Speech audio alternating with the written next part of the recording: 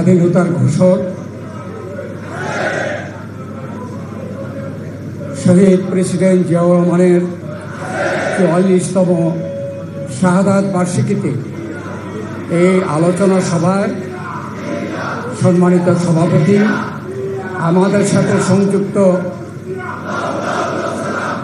আমাদের মহাসচিব মির্জা ফখরুল ইসলাম আলমগীর, এই আলোচনা সভার সম্মানিত প্রধান অতিথি দেশনেত্রী, তিনবারের প্রধানমন্ত্রী দেশনেত্রী বেগম খালেদা জিয়া, প্রধান আলোচক বাংলাদেশের ভবিষ্যৎ কাণ্ডারি আমাদের দলের ভারপ্রাপ্ত চেয়ারম্যান জনাব তারেক রহমান, স্থায়ী কমিটির সম্মানিত সদস্যবৃন্দ, সম্মানিত আলোচকবৃন্দ, এখানে উপস্থিত আমাদের সম্মানিত ভাই বোনেরা, সাংবাদিক ভাই বোনেরা, আসসালামু আলাইকুম।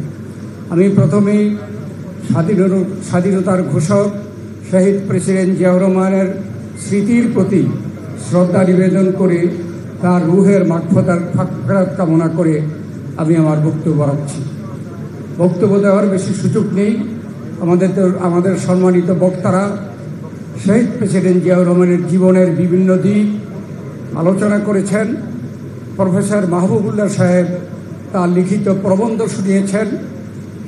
আমরা বিশ্বাস করি যে আমরা এই সবগুলোকে যদি একসাথে চিন্তা করি, এইগুলোকে ধারণ করি এবং শহীদ জিয়াউর রহমান, শহীদ প্রেসিডেন্ট জিয়াউর রহমান যে আদর্শ, যে নীতি বাংলাদেশে প্রতিষ্ঠা করে গেছেন, তাকে আমরা ধারণ করি, তা নিয়ে অগ্রসর হই, তাহলে বর্তমানে যে সংকট বাংলাদেশে, গণতন্ত্রের সংকট, আমরা সেই সংকট থেকে উত্তরণ করতে পারব।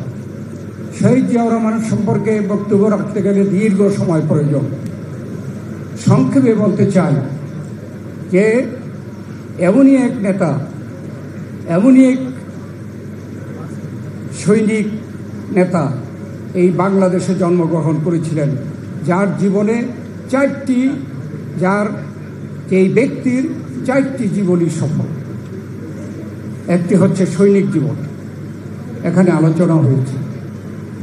স্বাধীনতার ঘোষণা শহীদ প্রেসিডেন্ট জিয়াউর রহমান করেছেন, এটা অনেকে বিতর্কিত করতে চেয়েছিল, কিন্তু এটা ইতিহাস, এটাকে কেউ কোনো রকমে ধামাচাপা দিতে পারবে না এবং পারেও না। আজকে শহীদ প্রেসিডেন্ট জিয়াউর রহমান যে সাহসের পরিচয় সেই 25শে মার্চের কালো রাত্রিতে দিয়েছেন। পাকিস্তান সেনাবাহিনী তাদের যে বর্বরোচিত আক্রমণ, সেই সময় শহীদ প্রেসিডেন্ট জিয়াউর রহমান পাকিস্তানের আর্মির একজন মেজর, 8ম ইস্ট বেঙ্গল রেজিমেন্টের একজন মেজর হয়ে তিনি কারো সাথে পরামর্শ না করে, কারো কোনো নির্দেশ না নিয়ে 25শে কালো রাত্রিতে 8ম ইস্ট বেঙ্গল রেজিমেন্টে তিনি বিদ্রোহ ঘোষণা করেন, রিভোল্ট করেন এবং আমাদের যে বাঙালি অফিসার এবং সৈন্যবাহিনীকে নিয়ে অস্ত্রসহ এই ক্যান্টনমেন্ট ত্যাগ করে কালুরঘাটে গিয়ে তিনি 26শে মার্চ স্বাধীনতার ঘোষণা করেন। এটাকে কোনো রকম অস্বীকার করার কোনো যোগান নাই।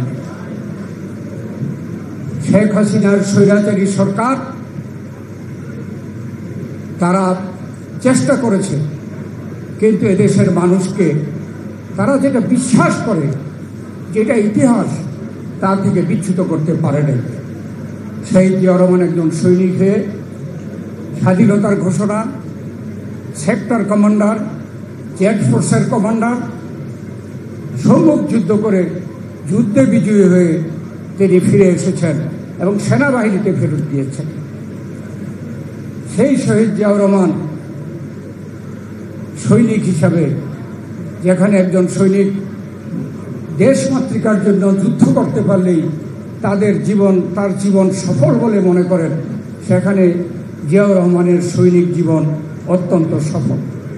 এবং এই সফল সৈনিক জীবন এদেশের মানুষের মনে তার নাম গাঁথা ছিল বলে যখন আওয়ামী লীগের নিজেদের মধ্যে অন্তর্দ্বন্দ্বের কারণে বিপ্লব প্রতিবিপ্লব হচ্ছিল এবং সর্বশেষ ৩রা নভেম্বর ১৯৭৫ একজন ব্রিগেডিয়ার সে নিজে স্বঘোষিত মেজর জেনারেল হয়ে সেনাপ্রধান হয়েছিল এবং তখন সেনাপ্রধান জিয়াউর রহমানকে তার বাসভবনে বন্দী করেছিল। তখনও তিনি স্বেচ্ছায় পদত্যাগ করে চলে গিয়েছিলেন, কিন্তু এদেশের জনগণ এবং সেনাবাহিনীর সদস্যরা এটা মেনে নিতে পারেনি। তাই ৭ই নভেম্বর বিপ্লব, সিপাহী জনতার বিপ্লব আরেকটি এই বাংলাদেশের জীবনে অত্যন্ত গুরুত্বপূর্ণ দিন। তার মাধ্যমে শহীদ প্রেসিডেন্ট জিয়াউর রহমান দেশে ক্ষমতার কেন্দ্রবিন্দুতে আসেন এবং পর্যায়ক্রমে তিনি নির্বাচনের মাধ্যমে প্রথম নির্বাচিত প্রেসিডেন্ট হিসাবে জিয়াউর রহমান এই দেশ পরিচালনা করেন। অনেক কথা বলা হয়েছে, বলতে গেলে তার যে রাষ্ট্রপতি থাকার সময়, রাষ্ট্রনায়ক থাকার সময়ে সংবিধানে আমাদের অনেক পরিবর্তন করেছেন। আমাদের জাতিসত্তার পরিচয় বাঙালি জাতীয়তাবাদ থেকে বাংলাদেশি জাতীয়তাবাদে পরিচয় দিয়ে গেছেন, যেটা এখন পর্যন্ত কেউ এটা পরিবর্তন করতে পারে নাই।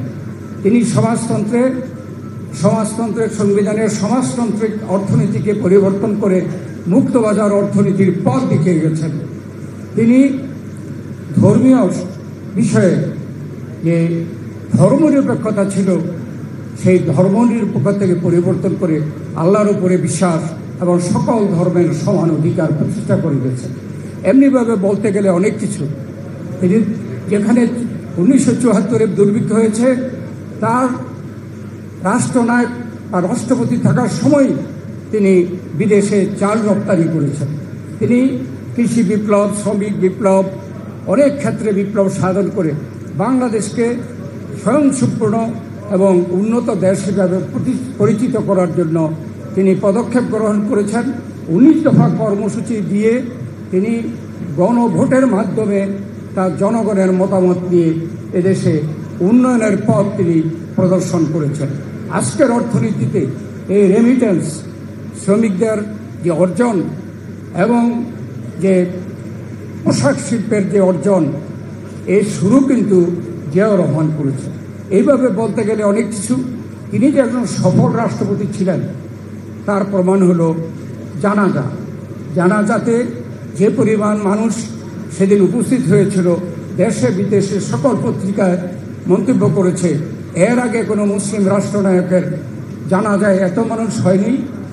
আমি নিজে যেহেতু সেই সময় জিয়াউর রহমানের সাথে রাজনীতি করি, ৭৯ সন থেকে সরাসরি ওনার ছাত্র বিষয়ক সম্পাদক হিসাবে আমি সব কিছু দেখেছি। আমি বলতে পারি আমি যেই জানাজা দেখেছি, অতীতে এই ধরনের জানাজা হয় নাই। এর পরের থেকে বাংলাদেশ কেন পৃথিবীর কোথাও কোনো মুসলিম রাষ্ট্রনায়কের জানাজা এত বড় জানাজা হয়নি। অতএব এটাও প্রমাণিত উনি রাষ্ট্রনায়ক হিসাবে একজন সফল রাষ্ট্রনায়ক। তিনি একজন রাজনীতিবিদ, একজন সৈনিক হয়ে তার থেকে কেউ আশা করেনি তিনি এদেশে একজন সর্বজন শ্রদ্ধেয় এবং তিনি সকলের কাছে গ্রহণযোগ্য একজন রাজনীতিবিদ হিসাবে প্রতিষ্ঠা লাভ করবেন। তিনি বাংলাদেশি জাতীয়তাবাদের ভিত্তিতে তিনি বাংলাদেশ জাতীয়তাবাদী দল প্রতিষ্ঠা করে গেছেন। তাকে হত্যার পরে অনেকে মনে করেছিল, লেখালেখিও করেছিল যে জিয়াউর রহমানকে ছাড়া বিএনপি শূন্য স্থানে পরিণত হবে। কিন্তু সেই বিএনপি দেশনেত্রী বেগম খালেদা জিয়া, শহীদ জিয়ার সুযোগ্য উত্তরসূরি, সেই বিএনপির পতাকা হাতে নিয়ে সামনে এগিয়ে নিয়ে গেছেন। এদেশের মানুষ বেগম খালেদা জিয়াকে তিনবার নির্বাচিত প্রধানমন্ত্রী হিসাবে দেশের মানুষ প্রতিষ্ঠা করেছেন। দেশনেত্রী বেগম খালেদা জিয়াকে এবং বিএনপিকে, তারেক রহমানকে সম্পূর্ণভাবে ধ্বংস করে দেওয়ার জন্য শেখ হাসিনা এদেশে এই আমাদের বিরুদ্ধে, দেশনেত্রীর বিরুদ্ধে, তারেক রহমানের বিরুদ্ধে সকল সিনিয়র নেতা থেকে শুরু করে আমাদের তৃণমূল নেতা পর্যন্ত সকলকে মিথ্যা মামলায় জর্জরিত করে নির্যাতিত করেছেন। কিন্তু বিএনপিকে দমানো যায়নি। আজকে যিনি নেতৃত্ব দিচ্ছেন আমাদের ভারপ্রাপ্ত চেয়ারম্যান শহীদ প্রেসিডেন্ট জিয়াউর রহমানের যোগ্য সন্তান এবং খালেদা জিয়ার যোগ্য সন্তান তারেক রহমান আজকে বাংলাদেশকে গণতন্ত্র পুনরায় প্রতিষ্ঠা করার জন্য এই ঐতিহ্যবাহী দল, যে দলের প্রতিষ্ঠাতা এদেশে বাকশাল হত্যা করে, বাকশাল বাতিল করে গণতন্ত্র, বহুদলীয় গণতন্ত্র প্রতিষ্ঠা করেছিলেন, যে নেত্রী, দেশনেত্রী এই বিএনপির চেয়ারপারসন বেগম খালেদা জিয়া এরশাদ সরকার স্বৈরাচারকে পতন ঘটিয়ে এদেশে সংসদীয় গণতন্ত্র প্রতিষ্ঠা করেছেন এবং তাদের সন্তান তারেক রহমান এদেশে পরিপূর্ণভাবে গণতন্ত্র, এদেশের মানুষের অধিকার প্রতিষ্ঠা করে জনগণের নির্বাচিত সরকার এবং সেই সরকারের মাধ্যমে এখানে ৩১ দফা সংস্কার কর্মসূচি বাস্তবায়ন করে আমরা এই দেশকে একটি স্বনির্ভর, উন্নত এবং সারা বাংলাদেশে, সারা পৃথিবীতে একটি মর্যাদাপূর্ণ দেশ হিসাবে প্রতিষ্ঠা করার জন্য আমরা অগ্রসর হচ্ছি।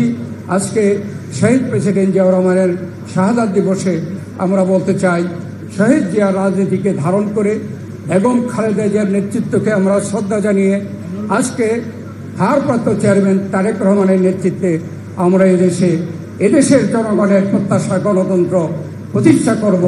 সেই জন্য আমাদেরকে প্রস্তুতি গ্রহণ করতে হবে, সে আহ্বান জানিয়ে আমি আমার বক্তব্য শেষ করছি। আল্লাহ হাফেজ। বাংলাদেশ জিন্দাবাদ, বাংলাদেশ জাতীয়তাবাদী দল জিন্দাবাদ, শহীদ জিয়া অমর হোক, দেশনেত্রী বেগম খালেদা জিয়া জিন্দাবাদ, ভারপ্রাপ্ত চেয়ারম্যান তারেক রহমান জিন্দাবাদ।